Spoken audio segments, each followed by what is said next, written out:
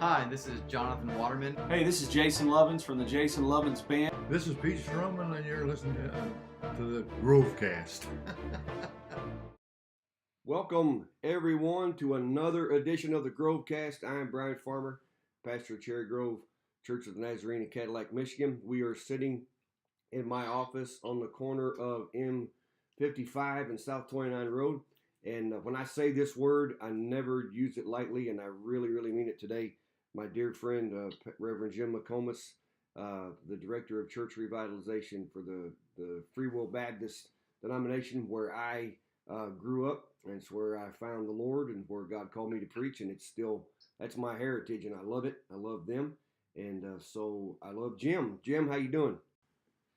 Good to see you. Good to talk to you today. This is our second round because my phone froze up there for a second, but when you said that, we said we're old friends, and you said, what did you say? I said you can take that in several different ways. We are longtime friends, and we are aging, so we are old friends in a couple different ways. We take that word old and use it wisely, don't we? For sure. Yes, we do. That's right. We both had hair back when we did it. You're still hanging on to the majority of yours, though, man. What you can see from the front, yeah. That's all that matters. How many people? Right. Who sees you from the back, right? Not many people do. Jim's down in Tennessee, so he's an hour behind me. So he's getting he has a better start to the day than I do. So, but Jim, give us a little. Tell me your call to preach and ministry. I know this is like going to be the Cliff Notes version of it. I know it, but just to set up our talk here today, give me your call. I was you were a Free Will Baptist, now pastoring in Nazarene. I grew up independent Baptist. Okay. So I mean, independent Baptist. I mean, we were so independent. If we were the Lone Ranger, we probably wouldn't let Tonto ride. So of course, I went to Christian school from third grade on to graduation, and got saved in Vacation Bible School when I was between kindergarten and first grade when I was 6 years old. And then I surrendered to call to preach when I was 9, when I was in third grade in the Christian school there. Preached my first sermon. My teacher came to me and said I was going to preach chapel on Friday. So I preached my first sermon when I was 9.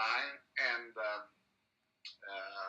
then the Lord, through a series of events, and I actually through singing, Johnny Castle recruited me to sing quartet at his church, and ended up a journey, became Free Will Baptist, ordained Free Will Baptist, got married, and then took the church there in Northeast Ohio, and God really blessed us.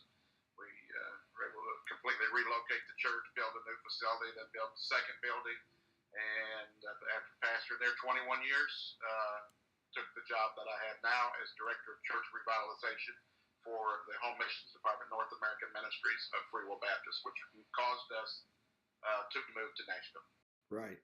How hard was that to leave Ohio and move down there? I mean, I know leaving home is never easy. It's exciting when you know it's God's will, but it's different. I left. I was engaged to Cheryl, but I wasn't married yet. We were going to get married in a few months when I went to Kentucky. But you're leaving. You're married, family, successful church down there. That's where everything was.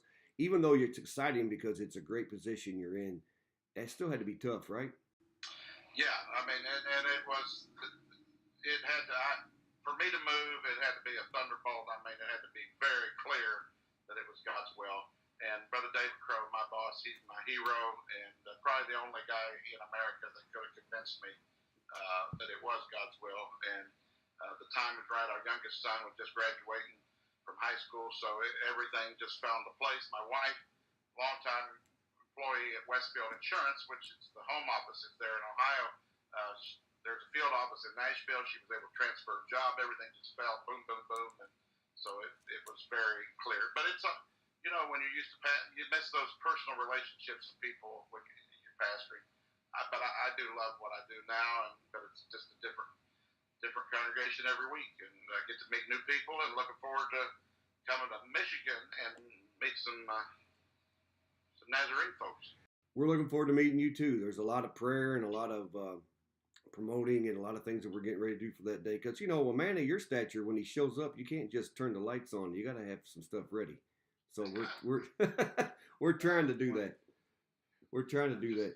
I like to keep the expectations low and exceed them. It doesn't matter where we set them. You're going to exceed them, man. It's going to be just fine. We're looking forward to it. August 26th, week from this Sunday, Jim will be with us to share the Break the Chains service that he's been sharing all over the country. And we're going to get into detail on that here in a second. You mentioned Miss Beth.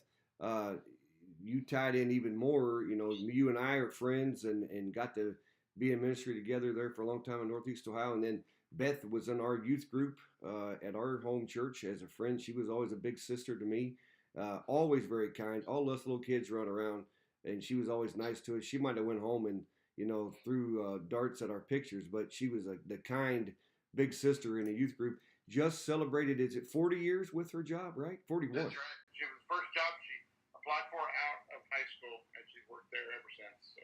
Who does that anymore? That's phenomenal. That's phenomenal. That's awesome. Yeah, that kind of lets you know that. What the listeners need to be learning here is that we have a history together. Yes. Our listeners need to know that you and I are connected and we have a history and things are good. We are good in Christ together for sure. So with your pastoring and now you're with the denomination, everything down there with it, you are taking the message of hope to people that are suffering from addiction, families that have lost members from addiction, and all that kind of stuff. It comes from absolute torturous, deep down pain for you and Beth. And I don't know how much of this you want to share today on here or whatever, but share with us your passion for the Break the Chains service. Yeah.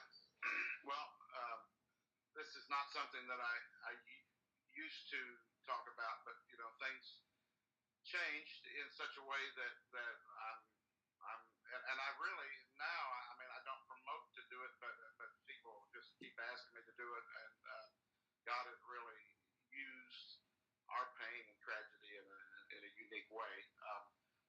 Beth and I had two boys, Matthew and Aaron. Matthew was our oldest son, and he had, I mean, this is condensing a long story short, and I'll tell this in more detail actually in the service, but he battled about a 5-6 year battle with addiction, which it gradually grew worse, and obviously we're trying to help him through all of this time. But unfortunately, it ended in a heroin addiction, which after a period of almost a year of being clean, he succumbed to. And unfortunately, when you're getting drugs these days, you're playing Russian roulette in a very real way. You don't know what you're getting. And he passed away in February 25th of last year, 2017, so it's been a year and a half. And while he was going through that, I would never use my kids as a cheap sermon illustration. I mean, we were praying for him, we were loving him, we were doing everything we could. But it was his desire. Matter of fact, in the last conversation, I talked to him the night that this all happened. I was in California. I talked to him for a half hour. I was the last person to talk to him. I had no idea that he was struggling. There was nothing in the conversation to indicate that, but he was coming up on 1 year clean, and it was in a church meeting that night, on Friday night, recovery meeting.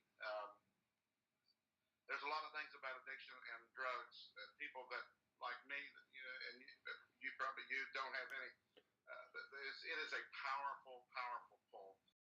So we talk about a lot of those things, but in any event, he wanted to help others. That's where he was trying to get to the point to where he could go and speak at other groups, and he wanted to help others. He was an addict. He was also a Christian, and I go through that in great detail on the conversations we had.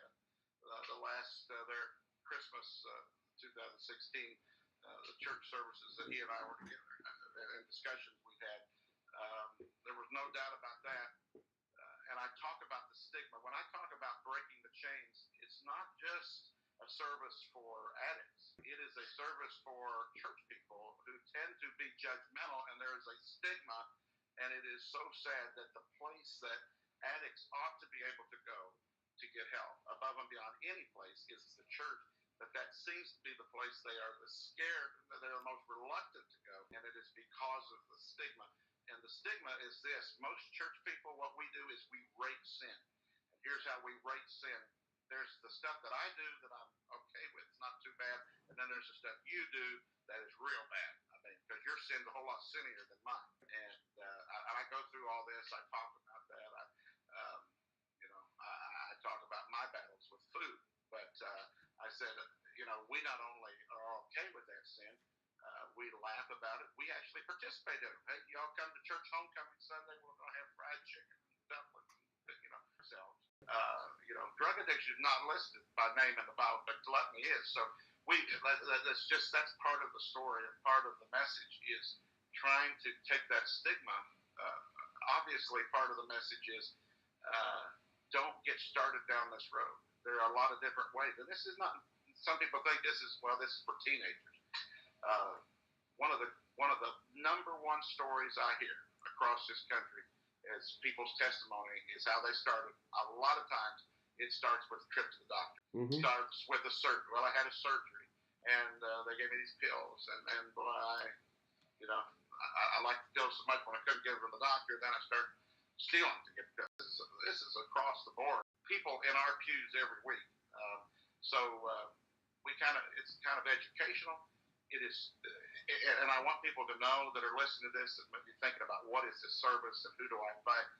This will all be done in a very non-judgmental way, in a very loving way. And one of the positive things that come out of our family situation is that there is a love and a connection between me and addicts, that they sincerely know that I sincerely do love and care for them, and they also see in our family what could happen to their family. So it's just a very emotional thing. I have seen in the last 2 years God do things in these break the chain services just absolutely unbelievable. I mean, I've not had one of them where there just hasn't been some unique things happen. And probably the greatest compliment I could ever get, I was doing one in Chandler, Indiana, and a fellow pulled me out of the service, and he was crying. He said, I got to tell you something, but I can't breathe right now.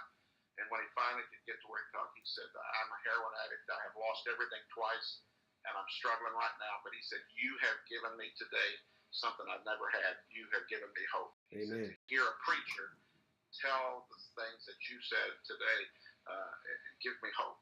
And I don't know what better compliment a preacher could give, but it's a needed message. I salute you, and my hat's off to you for even doing this, because some people are just kind of scared of even dealing with it. The first time I did one of these in Hayesville, North Carolina, the first woman out of the building, she was probably in her 70s, she looked at me and said, I have been waiting all of my life to hear a message like what you preach tonight.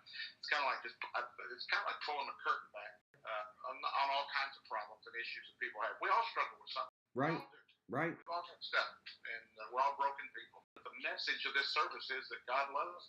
God not only loves broken people, He is closest to broken. He is nigh to them that are of a broken heart. So you're broken, you're God's favorite. That's the message I've been taking all over. And it's resonating because of the not only the uniqueness of it with your story, but it'll touch anybody. It touches the families, it touches the victims, it touches the addict. It goes all the way through. And the other part of my prayer for this, Jim, when I really began to pray about what God would have me to do, and it came, I didn't just say, God, give me a chance to do this or this. God just said, you need to get Jim to come and share this message. Dropped it right on me when I was seeing what it was doing in your life and how it was blessing other people. I also want to do it as a preventive measure. There may be families that are good. If there ever was a picture of a family, the pastor's family, we all know that there's plenty of things that we deal with as pastors' families, and we're not going to get the hanky rag out and talk about it, but we never know. And when it happens there on the front lines, it can happen anywhere. And you're taking your pain, and instead of being bitter or running home with it and hiding it and harboring it, you're going out telling everybody, listen, you need to, this can happen. It happened to me. I don't want it to happen to you. And that's what I commend you for.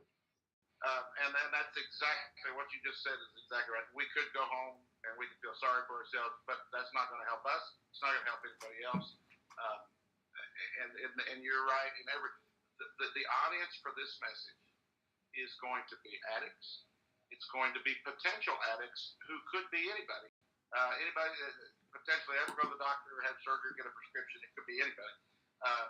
Family of addicts, because they go through a place of darkness and torment that unless you have dealt with it, you just never know what they go through.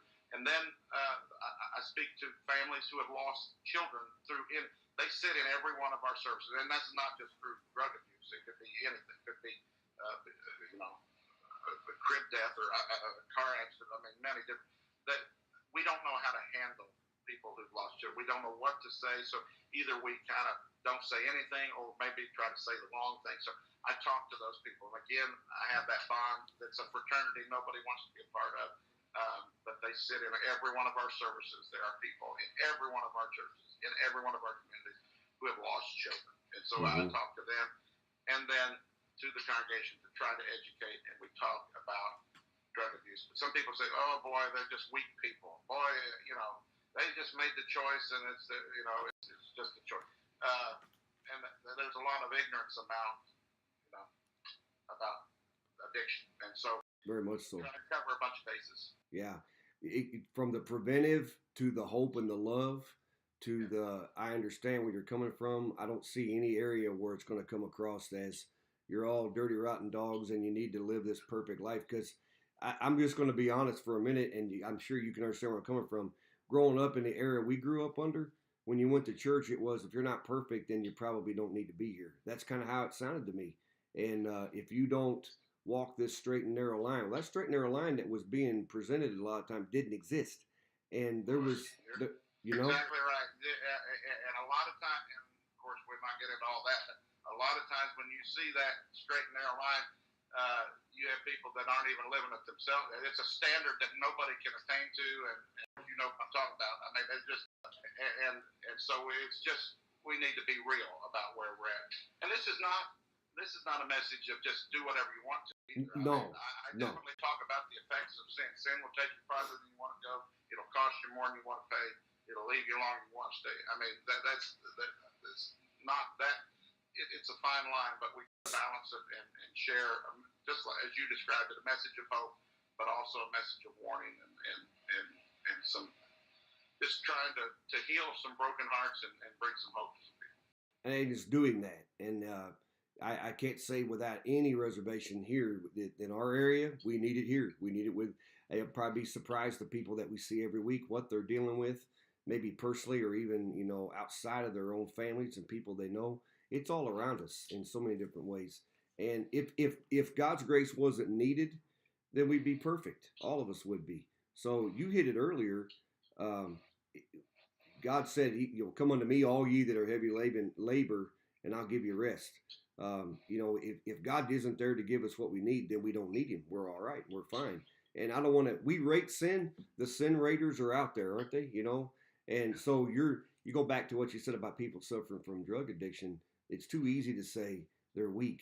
Well, let's look at your life. What are you weak in? No, don't talk about me. I want to talk about them. That one thing, it gets the attention off of themselves. And it needs to be to love unconditionally, you have to understand you're broken yourself.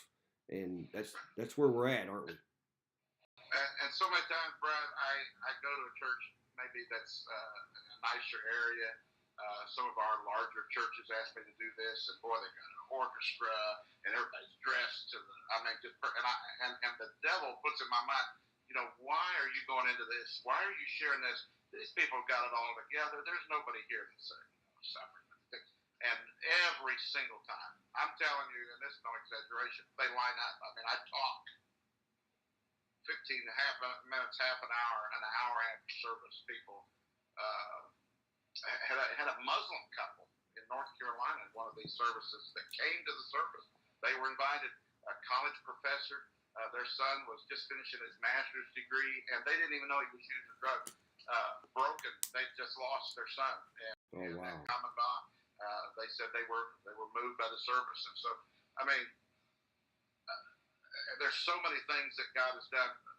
This past Sunday night in North Carolina, there was a woman in the service who came to see us, and I in fact called her out, and she, with her permission, told her story.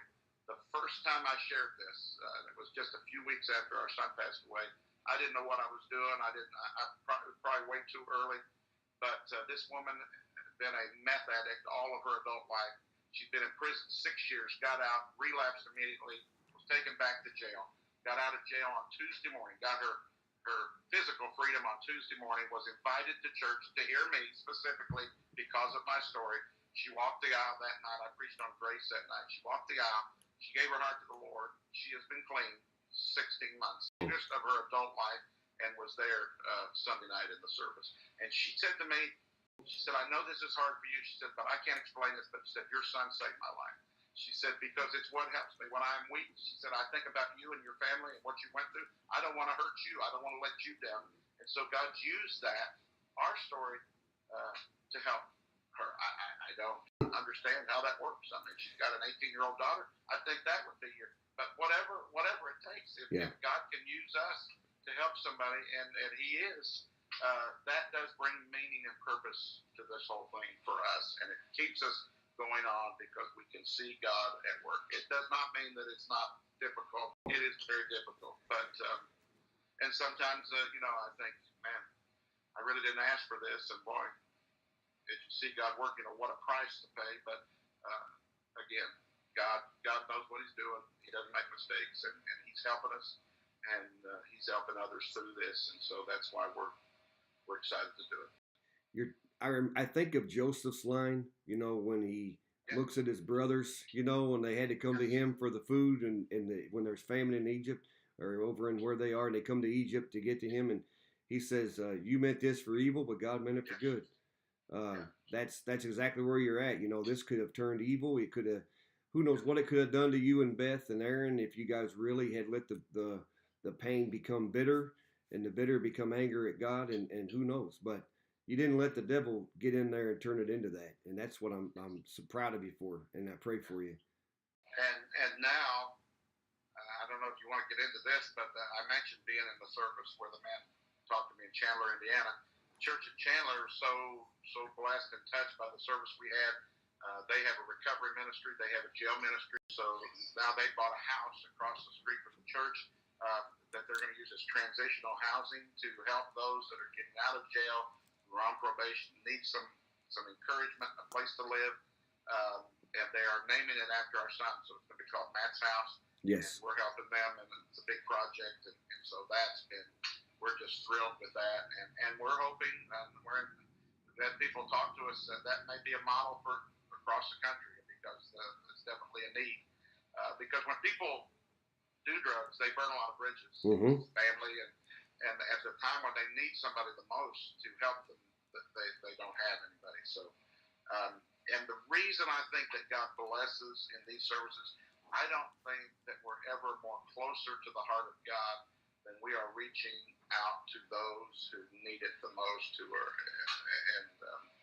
I think being the hands and feet of Jesus, that's why I think that God, He just shows up in unique ways in these services. So I would encourage anybody that's listening, please come. Please bring somebody. So many times people say, "Oh, I wish I would. If I'd known what this was, I'd have brought this, that, the other." Yeah. Please, anybody and everybody, I think will be blessed. Anybody's going through any kind of trial, I think will be helped. Well, I had it down, Matt's house. You must be looking through the phone at my notes, because I had just written Matt's house down when you said that. So I'm glad you did, because that is a great tribute, but that's also, look what that did from everything that's gone on. Look at the ripple effect. And if that can happen, if that can spur more around, I think I saw some stuff that you've been posting on it, though. They have a goal. Do they have the house already, and they're raising money to get it, or how is that? They have the down payment put down. They have earnest money put down on the house. They're raising a total of $125,000, which will cover the purchase of the house and also the remodeling that they need to do to add a bathroom and do the things that they need to do to be able to get it ready. And the assistant pastor, who's a single guy, he's going to be actually running it, and then so wow, very, very excited. takes a lot of step of faith for that church to grab that and do it, but it also, and it's not a big church, and it's not a church that's in an area. They don't have a lot of big money people, so when they asked me if they could name it, and I said I committed to partnering with them, and I said I'm gonna help you raise this money. So. And so they have. Did you post the other day how much they've raised for that already? Is that okay to say or no? They do an update every Monday. Monday's update was I think 23,000 something. But what happened Sunday night, which that will come out next Monday, in the total. Where we're at, they were raised an additional, so it's up close to 40,000. You got about 15 in a service, right? 15,000 offering. What? Are you kidding me? Wow. Well, about had a heart attack when you talk about that. Oh man, I bet that just where God guides, He provides. I'm throwing every cliche I know out there, but it's the truth because He's gonna send the money to get that going, and it'll start popping up all over the place. So we want to have that info out. Do you have info to share with that then when you come talk to us? I have a flyer that they bulletin on the cover. I have those. It explains what it is. Okay. Make sure I'm telling you what to do, but you can do what you want, obviously, but make sure you do mention that when you have that. It's going to be, that's something to praise God for. In the midst of all the heartache, and I know you travel, do you have very much time off in a year's time? I usually take off the road. I take December off, and I'm off usually from Thanksgiving all the way to the first of the year. I'm off the road. Other than that, I'm wide open. You know what else I think you ought to do? You could be the Go ahead. Stan Toller. You could be the Stan Toller of the Free Will Baptist because Stan. If Nazarene people, that's the closest thing to say. Which is, I can't fill Stan Toller to the late great Stan Toller. But that's exactly what I do. If you think Southern Baptist, you think of Tom Rayner or Ed Stetzer. I don't have the little beard that Ed Stetzer has. You could do it though. You can pull that off. Yeah, the day I got to meet Stan, I was only a year into being a Nazarene, and I'm still like jittering like Jello from that day. It was great. I have a bunch of his books and a lot of his stuff I've implemented. Great guy, and the thing I loved about him the most was his sense of humor. His top tens he always put out, and the jokes and everything. You listen, your stuff, your videos from the road. My side hurts laughing. Then you put up the stuff that happens to you in airports or different places like that. That should be when you retire and need to raise money for your condo out in on whatever island you want to go move to.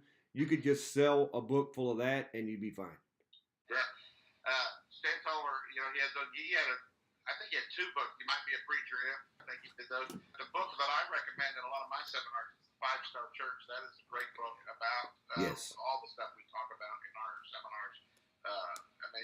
He was a pioneer, really. He was in church revitalization before it was cool, before Tom Rayner or those guys. So he was widely used, not just in the Nazarene denomination, but he went everywhere, and he was widely known and loved. And that 5-star, I refer back to that, quite often. I love that book. It's got a lot of highlights and earmarked pages and stuff in it because it's a great book. So I can't wait for your 6-star book to come out when this all happens. Yeah, that'll be good. Two other things, Jim. I know I'll let you go. You've got to probably have to meet with some dignitary here later on, and you've lowered yourself today to speak to me. I appreciate that, man. I know you kind of talked about a little bit what to expect, but can you just tell us exactly when we come into this service? There'll be, it's not like a judgmental thing, but what the number one thing you want people to leave with would be what? Anybody in there, not understanding their background. What would everybody across the board leave with when they leave that Sunday? Yeah. I hope that they would leave with a greater understanding and a compassion for those around them. Maybe to look at things a little bit differently if they are not touched with anybody, which is very rare these days to find somebody that is not touched somehow with addiction. It is the scourge, the epidemic of our day. Mm-hmm. But try to leave with some education for those that are hurting, to leave with some hope and encouragement. And so I do that I just kind of tell a story. I will sing. There's a song that I wrote, and I wrote that song before all of this happened, and recorded it before all this happened. And God's used that in unique ways, but it goes right with the sermon.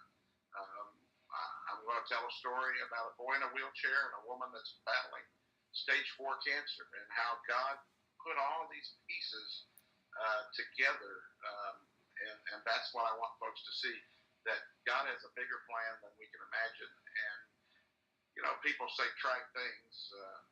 I'm not saying that God wanted this to happen. I'm just saying that God, through our faults and failures and through the mess of our lives, can make something beautiful out of all those broken pieces. Mm-hmm. That's what I want folks to realize. There is hope.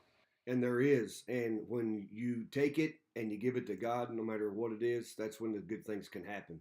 And you're trying it for good. You're trying to spread that to other people so they can hear the truth. And I commend you for that. I commend you for that. It's not easy being transparent, for sure, and sharing things. But boy, if it's going to change lives, that's what it's all about. It is amazing when you tell your story. It's amazing the people that share their story about things that they don't normally talk about. A lot of times in ministry, there's a lot of guys that their families struggle like that. I've had calls from preachers from different states, afraid to tell their boards. One pastor said, I have a son that's an addict, but I'm afraid I'm going to lose my job. You think about when somebody needs help, he can't go to the guys that he goes to church with that are supposed to be helping him. It's sad. I have a story. Lady, tears streaming down her face in North Carolina, pastor's wife, and she had surgery. She got addicted to pills. She started stealing to get the pills. She got arrested. She got 3 felonies. And the ladies of the church came to her house. And you think, did they come to encourage her? No. They told her they came to tell her 2 things: that she was an embarrassment to the church and that she had ruined her husband's ministry. And then they left. So isn't that great? When you're down, that's exactly what you need, somebody to kick you even worse. She said, I'm clean now. She said, when she talked to me, she said, I've been clean for a year, but I can't even tell my testimony in our church because of the people are still mad at me and judge me and can't even tell it in their own church. Physicians of no value, right? The people that came to help Job when he was down. That's what it sounds like, right. Yeah. Right. And we have a lot of them like that. Job's friends, the thing about Job's friends, they would have been done fine. They sat in silence. If they'd have just kept their mouth shut, they'd be doing okay. And that's a whole other grief. People are afraid to talk to grieving people because I don't know what to say. Here's a newsflash: there isn't anything to say. There's nothing to say. No. Just being there sometimes. How many times have you and I both done that in pastoring, and I don't ever remember them saying what you said meant the world. It was thanks for being there. That's all they cared about. Yeah. I tell this story real quick. I'll tell this. At our son's viewing, it went for hours, and there were people lined up, and they waited over 2 hours. And you could tell when people got up to you, they've been waiting in line all this time, and you could tell they're really getting ready to say, they've dreamed up what they're going to say. Really profound. I don't remember any of it. Mm-hmm. I tell you what I remember. One thing I distinctly remember, we're standing in the front there at the casket, and I look out the window in the parking lot of the church, and I see a man. He's a Sunday school teacher in Crossville, Tennessee, by the name of Gordon Boring. And I look out, and it's like I'm dreaming. That's Gordon Boring. That's Crossville, Tennessee. We're in Northeast. It's 8 hours away from Crossville, Tennessee. And what I found out later was Gordon Boring, just not with his pastor, got in his car, drove 8 hours, Preston, Ohio, walked in, waited in line over 2 hours, hugged our neck, got back in his car, and went back to Crossville. Wow. I mention it all the time because that's what I remember. I remember faces. I do not remember words. There isn't anything better that we can offer in times of grief. No, there's not. My goodness, that's all you'll remember with that, and knowing he did that. That's love, that's support, and that's what you're telling us we can do. When you don't know what to do, just be there, and don't come up with some big thing. The closest I can think that I can relate to that was when my dad died almost 4 years ago. Same kind of thing. People coming in to talk to us. I don't think I remember anything anybody said, but Jim, I think I can remember almost everybody that was there because those spaces meant the world to me. And that's what you need to be, a present body to somebody and offer it to them and offer Christ. Absolutely. That's what you're doing.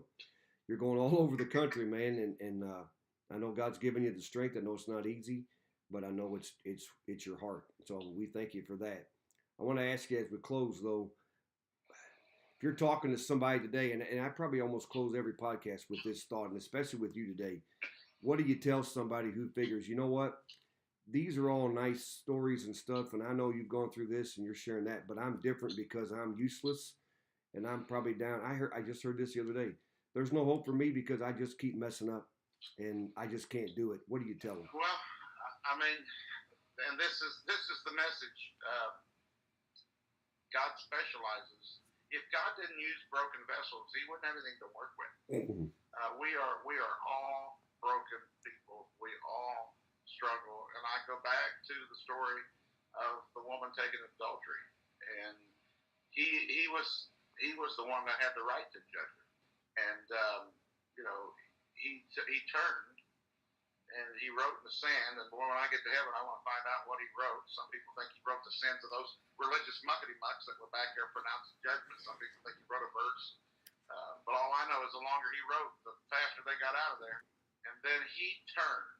Jesus turned to the woman, and then he asked a question. Boy, you need to pay very close attention in the Bible when God asks a question, because when God asks a question, it ain't because he doesn't know the answer. He said, "Woman, where are there any accusers left?" And she said, "None, Lord." And then he hit the ball out of the park when he said, "Neither do I condemn thee, go and sin no more." That's good stuff. She was left alone with the only person in the world that had the right to judge her, and he didn't. So I say to the person that thinks you are precious in the sight of God, and God specializes in broken things. And you said it earlier, you made it hit out of the park. We're all broken. It just depends. Some of us can hide it better. Others can't, but it doesn't matter, because if you're trying to, you just got to be who you are.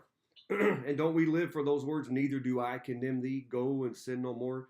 That right there wraps the whole thing up to what you're talking about, because I love what you said. This is not a license to sin. We can't just go do what we want. But he put her together, but he told her, now go and sin no more. But it didn't mean that grace is limited either, did it? Right. It may not still. Yeah, that's the key. I mean, it's a changed life, and Christ has the power to do that. Absolutely. That's what we're trusting for. That's the hope of the gospel, and that's for the drug addict. That is for anybody going through anything. It's for the immoral. That's for just the average, everyday sinner in the pew. It's the same message. It's the same blood. It's the ground at Calvary's level. He loves us all and wants to help us all. That's the message. That's the message I'm coming to Cadillac with. And, it's going to be a good service. Got two Buckeye boys leading. That's a whole nother podcast to find out how you're dealing with that situation. If you're still staying true to the scarlet and gray, or if you're... I'm hanging on, man. This gray is grayer now, and this is gone because of that. I'm right in the middle of the Spartans and the Wolverines. They're divided right here. I don't know how I breathe, man, but I need you. You got to come up here and stand beside me at least for one day. Hang on. I'm just hoping. I hope. Yeah, no, I know. I just hope we keep our football coach. That's not looking good right now. A whole nother... Yeah, I'm trying to stay humble for another few more days. With that. But yeah, I'm looking forward to it, man. Listen, it's been a long time coming, and not for what you've gone through, but I just thank God that we'll get to be together again and get to spend some time with you, and get you up here safe, and just let you be who you are and share. So we're honored that you're going to come be with us. Looking forward to what God's going to do in people's lives. Looking forward to meet your people, and it'll be a good day. Yes, sir. August 26th, 11 a.m., Cherry Grove Church of the Nazarene, right on the corner of 55 and 29 Road. It'll be a great day.